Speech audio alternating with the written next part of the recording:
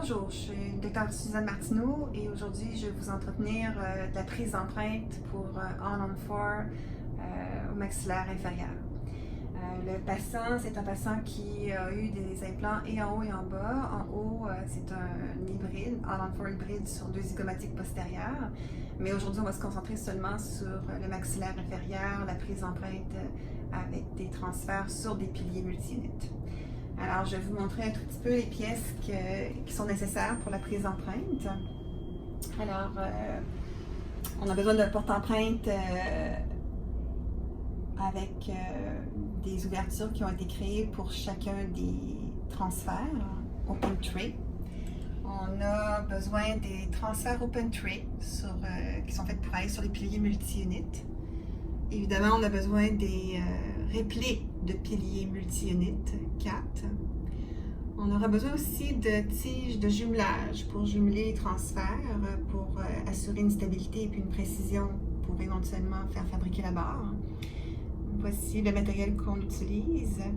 Et pour taquer ces tiges-là avec la lumière ultraviolet, on va utiliser un gel qui est fait un gel triade. Et surtout, un outil qui est très utile, qui est un antogire qui permet d'avoir accès facilement à certains endroits, surtout en postérieur, en bouche. Parfois, c'est un petit peu difficile d'arriver avec le tournevis Uni-Grip et de le stabiliser. C'est beaucoup plus facile avec un antogire parce qu'on a vraiment un accès plus facile si la mandibule est limitée au niveau de son ouverture. Ici, le modèle est un tout petit peu fait pour montrer les transferts qui sont installés sur les piliers. Puis, je pourrais en dévisser un pour vous montrer.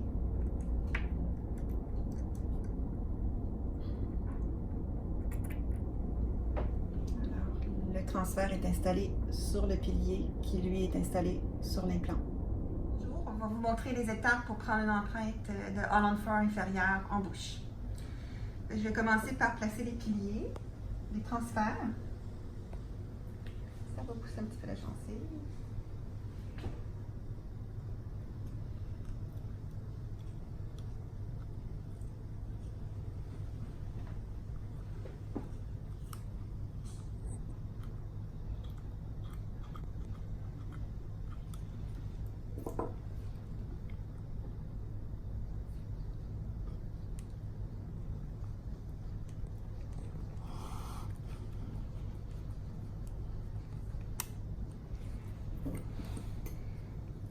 On place le deuxième.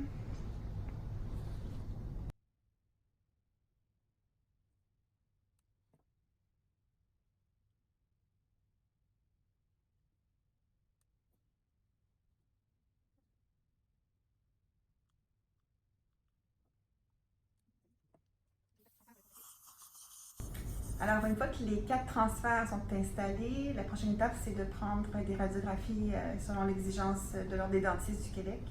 Je m'assure toujours de prendre chacun des piliers et des transferts installés en radiographie. Ça nous permet de vérifier justement que les piliers sont bien assis, au cas où il y aurait eu une problématique à cet effet, puis que mon transfert est bien assis, quoique ce n'est pas le genre de transfert qui est très difficile à bien asseoir. Alors, on est rendu maintenant à jumeler les transferts qui ont été torqués à 10 newtons. On va positionner des tiges entre chacun des transferts puis les taquer avec un gel de triade qui est polymérisable.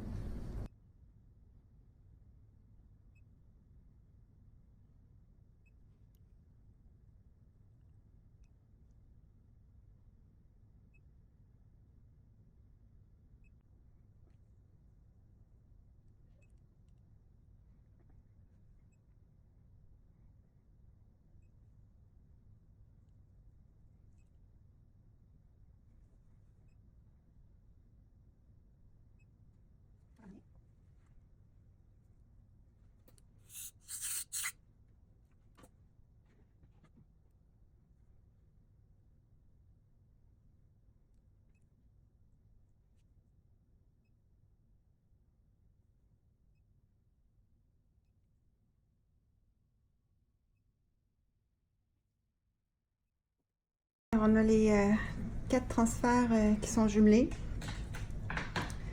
Il n'y a rien qui bouge. Ça va nous assurer une précision d'empreinte pour la fabrication de la barre de titane éventuelle. On va être rendu à prendre l'empreinte. Alors, nous sommes rendus à prendre l'empreinte. Alors, le matériel que j'utilise depuis un certain temps maintenant, c'est le Kerr, le monophase qui est un fast. Alors, en bouche, j'injecte du médium. Puis, dans le porte-empreinte, on va charger un poté. Alors, on utilise ce matériel-là parce que c'est quand même quelque chose qui est rigide. Puis, fast, c'est en 4 minutes. Alors, on veut minimiser le temps d'empreinte en bouche. On va commencer l'empreinte. On va commencer, José.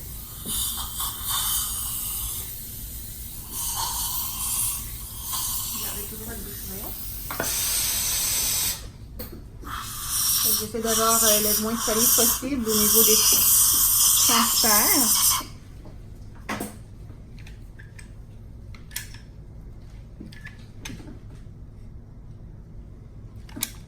Alors, j'injecte le médium à la base des piliers.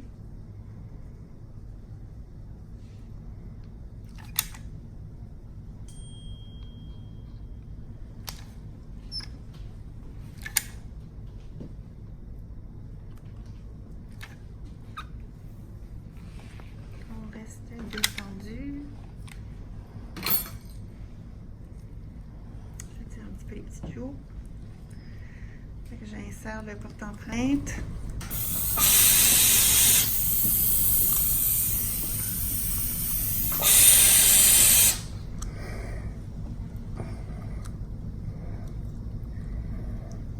Alors, je retrouve mes vis de transfert avec mes doigts. Puis là, je maintiens, une fois que je les ai localisés, je m'assure que j'ai bien accès, je exerce une légère pression. Puis mon assistante va aider mon patient avec la salive pour pas qu'on bouge le moins possible. Fait qu'on bouge le moins possible. Maintenant que le matériel à empreinte est durci, je vais m'assurer d'enlever les petits morceaux de caoutchouc qui ont pu s'insérer dans les tiges des transferts. En même temps, je veux m'assurer aussi que chacun de ces tiges de transfert-là ne touche pas au porte-empreinte. Sinon, il peut y avoir comme une imprécision. Puis, normalement, on devrait reprendre une empreinte. Alors, chacun des petites tiges ne doit pas toucher du tout au porte-empreinte vert. Et là, je vais dévisser.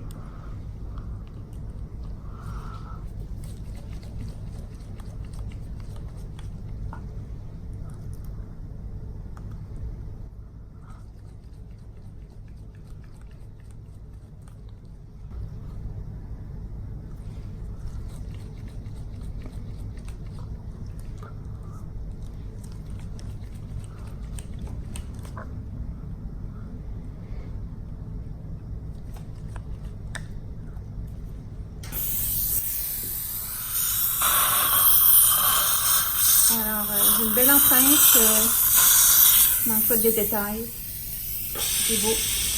Alors, au niveau des radiographies, ce qu'on va vouloir observer, c'est effectivement l'ostéo-intégration, tout d'abord, évidemment, mais aussi ce que je veux absolument vérifier, c'est que chacun de mes piliers est bien assis, le transfert bien assis.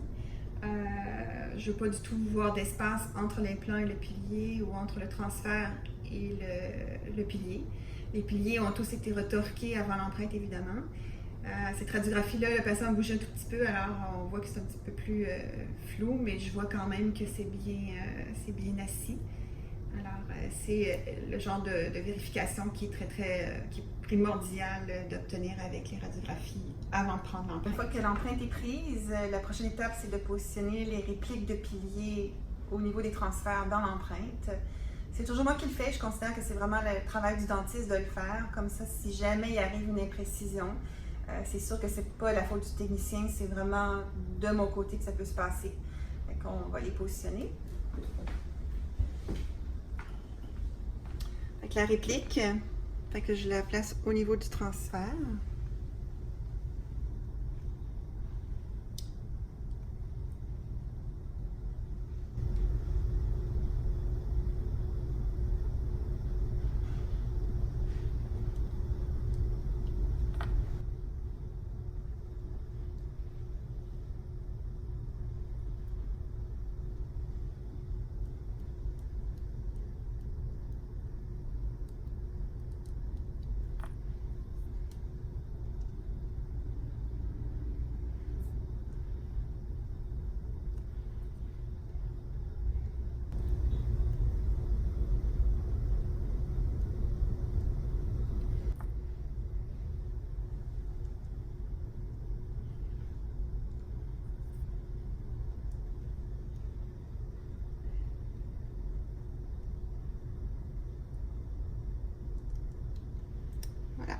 l'empreinte est prête à envoyer au laboratoire pour être coulée.